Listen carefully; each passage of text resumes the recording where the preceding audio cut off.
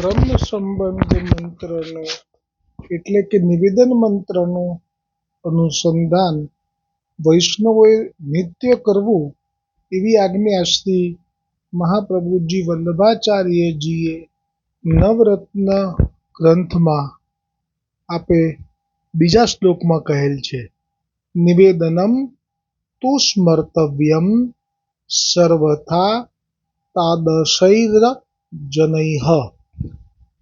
બ્રહ્મ સંબંધ મંત્રનો ભાવાર્થ ભગવાન શ્રી કૃષ્ણથી વિખૂટા પડે હજારો વર્ષોનો સમય વ્યતીત થવાથી ભગવાનની પ્રાપ્તિને માટે હૃદયમાં જે તાપ ક્લેશનો આનંદ થવો જોઈએ તે જેને તિરોધાન થયો છે તેવો હું જીવ ભગવાન શ્રી કૃષ્ણને દેહ, ઇન્દ્રિય, પ્રાણ, અંતઃકરણ, તેના ધર્મો, સ્ત્રી, ઘર, પુત્ર, કુટુંબ, ધન, આલોક અને પરલોક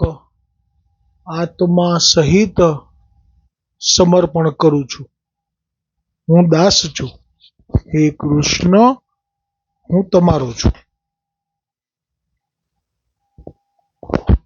પુષ્ટિ માર્ગમાં જે અષ્ટ સખાઓએ દેહ છોડ્યા છે એમાં એક તો ગોવિંદદાસને તો શ્રી ગુસાઈજી સદેહ લઈ ગયા અને એક કૃષ્ણદાસ અધિકારીને તો લીલામાં જે શ્રાપાશ્રાપી થયા હતા ચંદ્રાવલીજીને અને લલિતાજીને, એનો અહીંયા એ લીલા પૂરી કરવાની હતી એટલે એમને પ્રેત યોનિમાં થઈ અને પછી ગયા. અને ગોવિંદદાસજીને તો શ્રી હસ્ત પકડીને ગુસાઈજી આપ લઈ ગયા, સુંદર શિલા સ્પર્શ કરી અંદર નિકુંજમાં થઈને ગોલોક. બાકીના જે 6 સખાઓ છે એમાં સુરદાસજીએ પણ સમય આવેલો જાણી અને ચંદ્ર સરોવર ઉપર જે આપનું દ્વાર છે મુખ્ય, ત્યાં આપે થોડોક સમય માટે જાણે શરીરમાંથી હવે ચેતના જઈ રહી છે એવો અનુભવ કર્યો અને જમીન ઉપર સૂઈ ગયા. પછી ઈચ્છા કરી એટલે શ્રી ગુસાઈજીએ તો કૃપા કરવા માટે ત્યાં પધારી અને તેમને પુષ્ટિ માર્ગના જહાજ કહી અને જે કોઈ પણ પ્રશ્ન પૂછવો હોય તો એમ કરીને ત્યાં પણ સુંદર સત્સંગ જ કર્યો અંત સમયે પણ, અને આપે નિત્ય લીલાની પ્રાપ્તિ કરી લીધી. અને જે જ પ્રમાણે અન્ય 4 સ્વરૂપોનું 6 સ્વરૂપોનું કુલમાંથી એક આ સ્વરૂપ, બીજા 2 તો મેં કહ્યું એમ એક પ્રેત યોનિથી પછી આ પ્રાપ્તિ કરી, લીલા હતી માત્ર, કેમ કે ઉપર શાપ એવો અપાયેલો હતો એટલે કોઈ કષ્ટ નહીં. ત્યાં પણ ગોવર્ધનનાથજી નિત્ય દર્શન આપ્યા છે કૃષ્ણદાસ અધિકારીજીને, કારણ કે એમને તો લાભ જ એવો આપતા કે રોજ જ્યારે પણ આપ રાસનો મનોરથ કરતા ગોવર્ધન પર્વત ઉપર તો મૃદંગ વગાડવા માટે, રાસના કીર્તનો ગાવા માટે કૃષ્ણદાસ અધિકારીને જ સાથે લઈને ચાલતા. આવી કૃપા. એટલે એ 2 અપવાદ છે.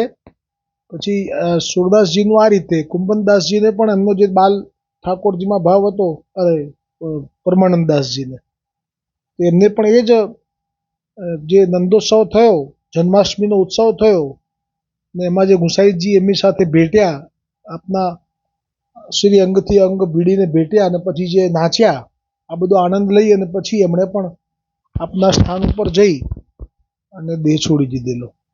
કુંભનદાસજીએ પણ આપનું જે સ્થાન છે સદુ પાંડેના ઘર પાસે ત્યાં. એવી રીતે એ જે સખાઓ હતા એમને તો માનો કે બધું કંઈ સિદ્ધ હતું, કેમ કે આ તો લીલામાંથી આપના સખાઓ જ ભૂતલ પર આવેલા હતા.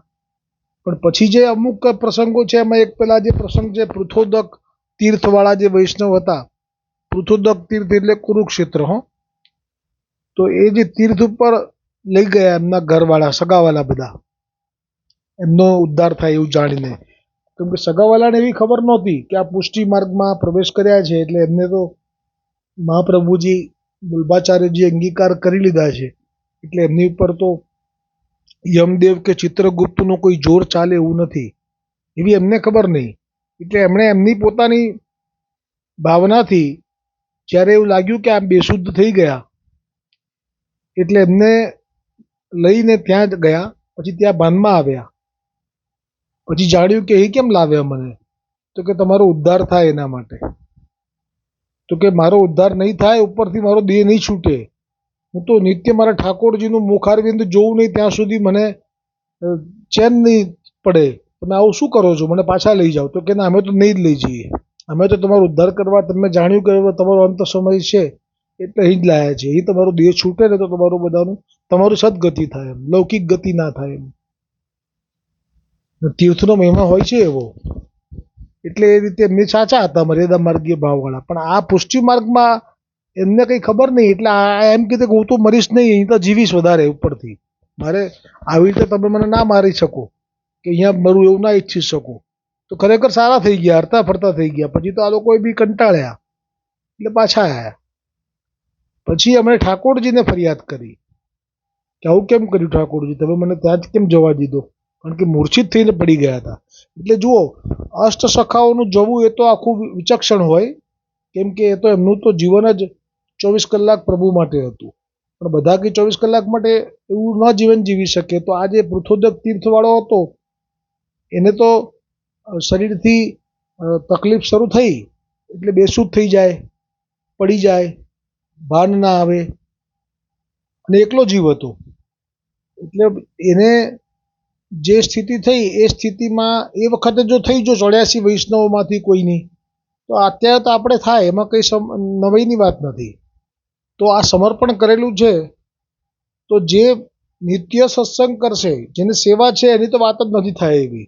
કેમ કે ઠાકોરજીની સેવા જે છે એમાં તો સત્સંગ માટેની આ 6 જે અલગ અલગ પ્રકાર કયા છે હરિરાયજીએ શિક્ષાપત્રોમાં, એ સત્સંગના જે 6 પ્રકારમાં એક પ્રકારમાં એવું કહ્યું છે કે જે ને માથે ઠાકોરજી બિરાજતા હોય અને જે સેવા કરતો હોય અને ત્યાં થોડોક સમય બેસી રહે, આખા દિવસમાં અનુસરમાં થોડોક ટાઈમ માટે બી વિરહ કરીને એમનો, અથવા તો જેમને સેવા થાય છે એ સત્સંગ જ છે, એટલે સેવાને પણ સત્સંગ કહી દીધેલું છે એમાં તો હરિરાયજી.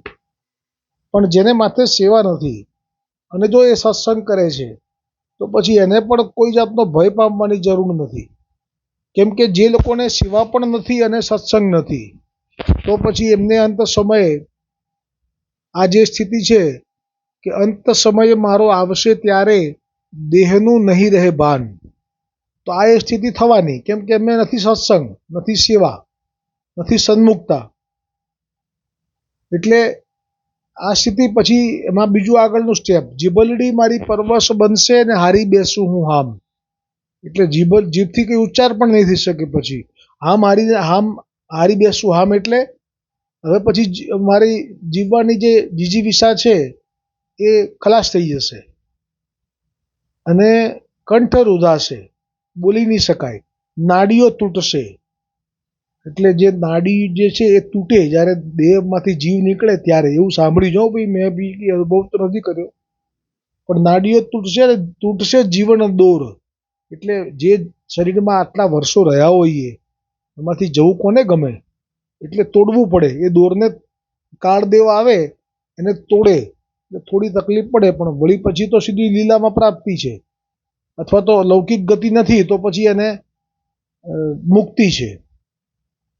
અને હવે આ જે અધિકાર છે કોનો છે? આંખલડી મારી પાવન કરજે, દેજે એક જ લાણ, શ્યામ સુંદર તારી ઝાંખી કરીને વૈષ્ણવ છોડે પ્રાણ.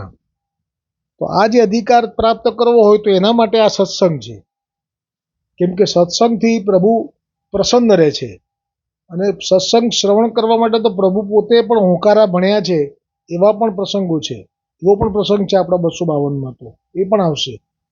એટલે જો સત્સંગ હશે, સેવા હશે, તો જીવનમાં પછી કોઈ ભય રાખવાની જરૂર નથી. કેમ કે આ જે બ્રહ્મ સંબંધનો મંત્ર છે એમાં આપણે જે સમર્પણમાં જે કંઈ પણ કરીએ છીએ એની અંદર હવે કશું રહ્યું નહીં બાકી પ્રભુને સોંપવાનું. એટલે હવે પ્રભુએ પણ આપણને સ્વીકારી લીધા છે, અને પ્રભુએ નક્કી જ કર્યું છે કે ભલે ગમે તેવો જીવ હોય પણ મહાપ્રભુજીએ મને સોંપ્યો છે, અને મૂળમાં મેં જ મહાપ્રભુજીને આજ્ઞા કરી હતી ગોલોકમાં કે મારા જીવોને પાછા લાવો, ચાહે એ કોઈ પણ સ્થિતિમાં હોય, એટલે કે કોઈ બી યોનિમાં હોય, અને આ મનુષ્યમાં કોઈ પણ પાપ કરી ચૂકેલો હોય. એક શિકારી હતો, ગુસાઈજી પાસે આવ્યો, એ પોતાના શરીર ઉપર મરેલું બાજ હતું લઈને, લોહીથી ખરડાયેલો હતો. ગુસાઈજીની એક સેવિકા હતી, એ તો રોમ એટલા ધણી કર્યા હતા, એવી અધમ સ્ત્રી હતી, દેહનો વેપાર કરનારી હતી. તો આવા અનેક અધમ જીવો હોવા છતાંય એને મહાપ્રભુજીની અને ગુસાઈજીની કૃપાથી લીલા પ્રાપ્તિ અવશ્ય થઈ છે. આ કૃપા માર્ગ છે. આ માર્ગ માણવા માટે છે, જાણવા માટે નથી. જે જાણવા જાય છે પછી આમાં ગોથા ખાય છે. એટલે બહુ વિદ્યા કામ નહીં આવે. વિદ્યા તો બુદ્ધિને ભરમાવે છે. ટૂંકો પણ અભ્યાસ કરો. કયો? 84-252 વૈષ્ણવનો. બસ આ જે આપનું પ્રમેય બળ છે, મહાપ્રભુજીનું, વિઠ્ઠલનાથજીનું, ગોવર્ધનનાથજીનું, કે તમે અમારા થયા છો, અમારા પ્રતિજ્ઞા એક મારી, શરણાગતનો ભય હારી, કરોડો જન્મના પાપો વાળો મારી સન્મુખ થાય, નાશ કરું હું એના પાપો, નિષ્પાપે થઈ જાય. અને કરુણા સાગર દીન દયાળુ ભક્ત વત્સલ મુજ નામ, બિરદ મારા જાણી ભક્તો રાખે હૈયે હામ. પુષ્ટિ જે જીવ સામો આવ્યો પાછો કદી ન વજાય, પુષ્ટિ પંથે પગ ધર્યાથી એ મારો થઈ જાય. તો આમાં અમે રહ્યું શું? કંઈ ના કરીએ તો પણ ખરેખર આનંદ છે. જો જેટલું કોઈ કરે છે ને એના કરતાં કોઈ કંઈ નથી કરતું ને, પણ જો મગન રહે છે વલ્લભમાં, વિઠ્ઠલમાં, તો ખરેખર એને વિશેષ આનંદ છે. કેમ કે મેં તો 252માં પણ એક પ્રસંગ એવો જોયો કે જેમાં એક 84માં એક પ્રસંગ એવો જોયો ગોવિંદાસ ભલ્લાનો, કે એ બધું બહુ કરતો હતો, પણ ઠાકોરજી ત્રાહિમામ પોકારી ગયા હતા. આપણને એમ થાય કે આ શું? અને 252માં એક વૈષ્ણવ જેવો બતાવ્યો છે, કશું નહોતો કરતો. ગુસાઈજીના સેવક થયા પછી એક નાની એમથી ફૂલ ઘરની સાધારણ સેવા કરે, પણ એમાંય ઠાકોરજી એની સાથે વાતો કરવા લાગી ગયા. તો આમાં બધામાં મૂળ છે કે વૈષ્ણવનું મહાપ્રભુજી અને ગુસાઈજી માટે પ્રીતિ હોવી, એ આખો સાર છે 84-252માંથી. કે જેમને જેમને પણ મહાપ્રભુજીના સેવકોમાંથી મહાપ્રભુજીના જીવોને, અને ગુસાઈજીના સેવકોમાંથી ગુસાઈજીના જીવોને જો ગુસાઈજી માટે પ્રીતિ હોય છે, તો પછી એમને સરળ છે, કશું નથી કરવાનું, આનંદ જ કરવાનો છે. આ નાવમાં બેઠા એટલે હવે આ પાર ઉતરે છૂટકો. પણ જો ગોવિંદાસ ભલ્લાને મહાપ્રભુજીમાં પ્રીતિ નહોતી, ગોવર્ધનનાથજીમાં પણ નહોતી, પણ સેવા એવી હતી કે 2 સમયના વાસણો ખાસા કરવા અને જલ ભરવા વિશ્રામ ઘાટ જવું, રાજભોગ પહેલાં આવી જવું, અને પછી પ્રસાદ ના લેવો, જાતે ભિક્ષા માગીને કાચી બાટી સિદ્ધ કરીને નીચેથી ધરીને લે. તો ના ગમ્યું ગોવર્ધનનાથજીને. એટલે આ માર્ગમાં સમજવા માટે પણ સત્સંગ જરૂરી છે. કે અમારી પાછું માર્ગની સ્થિતિ પત્યા પછીનું દુઃખ જે છે, આ 1996માં માર્ગની સ્થિતિ પૂરી થઈ છે. આ શબ્દો ગોકુલનાથજીના છે. આ શબ્દો હરિરાયજીએ સાક્ષી બનીને શ્રવણ કરેલા છે. આ શબ્દો સાક્ષાત ગોવર્ધનનાથજીએ પ્રગટ કરેલા છે. આ શબ્દો 50 વર્ષનો જે માર્ગ વધારાનો માગ્યો, એ હરિરાયજી થકી જે સિદ્ધ થયા કુલે ગોવર્ધનનાથજીના, એ જે સોની હતો એ નામધારી સોની હતો, પરમાનંદ સોની નહીં. આ બીજો સોની છે નામધારી, પરમાનંદ જ નામ છે એનું બી, પણ એ સોની જે નામધારી છે, એની કુલે જોઈને હરિરાયજીએ પ્રસન્નતા વ્યક્ત કરીને જાણી લીધું કે ખરેખર ગોવર્ધનનાથજી પ્રસન્ન થશે અને માગવાનું કહેશે, અને ગોકુલનાથજીએ પ્રસન્ન થશે અને માગવાનું કહેશે. તો જરૂરથી આવું માગજો કે 50 વર્ષનું માર્ગની સ્થિતિનું વય વધે, સમય વધે. એટલે કંઈક 450 કે 500 હતો અને પછી 500 કે 550 થયો. આ સ્પષ્ટ બનેલી ઘટના માર્ગની સ્થિતિ વિશે, એની અવહેલના કે અવગણના કરવાથી કંઈ ફરક નથી પડી જતો. એ જે છે એ તો છે જ, એમાં કંઈ ખોટું પણ નથી. જે હશે એમાં પ્રભુની ઈચ્છા હશે, તો એ નિજ ઈચ્છા કરી શકી, અને હરિ કરે સો ભલી કરે. એટલે એ સ્થિતિમાંથી પસાર થવાનું આવ્યું છે કે ભાઈ માર્ગની સ્થિતિ પતી છે ને હવે સ્થિતિમાંથી કેવી રીતે. તો એમાં હરિરાયજીએ એનો પણ સમાધાન કહ્યું છે ગોકુલનાથજીની કૃપાથી. ને આપે વલ્લભ જ છો કે માર્ગની સ્થિતિનું દુઃખ દૂર કરવા માટે ફક્ત મહાપ્રભુજી વલ્લભાચાર્યજીનું સ્મરણ કરવામાં આવે, એમનું ભજન કરવામાં આવે, એમનું સ્મરણ કરવામાં આવે, ચિંતન કરવામાં આવે, મગન થાય જો એમનામાં, તો પણ એક ક્ષણવારમાં માર્ગની સ્થિતિનું દુઃખ ચાલી જશે. કેટલી ક્ષણમાં? એક ક્ષણમાં. આવો મહિમા અત્યારે છે. એ વખતે વાત જુદી હતી. કેમ? એ વખતે તો ગુસાઈજી જ્યાં સુધી ભૂતલ પર બિરાજતા હતા ત્યાં સુધી તો પુષ્ટ થયેલા સ્વરૂપમાંથી સાક્ષાત વ્રજના 7 વર્ષના કે 11 વર્ષના થઈને પ્રગટ થઈને સીધું જ વ્રજમાં જે રૂપ હતું એ જ રૂપથી તો આપ મનોરથો પૂરા કરતા હતા. વાત્સલ્ય ભાવ હોય કે રતિ ભાવ હોય. એટલે તો ઘરમાં મહાદેવજીને, માતાજીને, ગણપતિજીને, સૂર્યનારાયણને રાખવાની મનાઈ હતી. એ બીજું કોઈ કારણ નહોતું, પણ એ સમય એવો હતો. એ પછી ગુસાઈજીએ ભૂતલનો ત્યાગ કર્યો ત્યારે આજ્ઞા કરી કે હવે આપે પ્રગટ થવાનું નથી, હવે આપે બધાની સાથે વાતો કરવાની નથી. એનું કારણ કે આપને શ્રમ પડવા માટે હવે જે આવશે સૃષ્ટિ એ પોતાનો સ્વાર્થ સાધવાવાળી હશે, એટલે આપને શ્રમ પડશે, એમને નહીં સહન થાય. આ પ્રેમની આજ્ઞા હતી તો સ્વીકારી લીધી. પણ પછી ગોકુલનાથજી પાસે આજ્ઞા તોડી નાખી, કેમ કે ગોકુલનાથજી તો વલ્લભ છે અને ગુસાઈજીથી જે દીકરી પ્રગટ થઈ હતી ગંગાબાઈ ક્ષત્રાણી, એમના માટે પણ આ નિયમ તોડી નાખ્યો ગોવર્ધનનાથજી. એમની સાથે વાત કરી, બીજા કોઈની સાથે વાત નથી કરી. અને હવે તો પછી એ સ્થિતિ છે જ નહીં, એટલે એટલું બધું પકડીને બેસી રાખવાની પણ જરૂર નથી, બહુ વધારે પડતું રૂઢિચુસ્ત થવાની. હળવા થઈને આનંદ કરવાનો છે હવે. બસ આ સત્સંગ આજનો અહીંયા વિરામ પામ્યો. બોલો ગોવર્ધનનાથ કી જય, વલ્લભાધીશ કી જય, ગોવિંદ ઘાટ કી જય હો.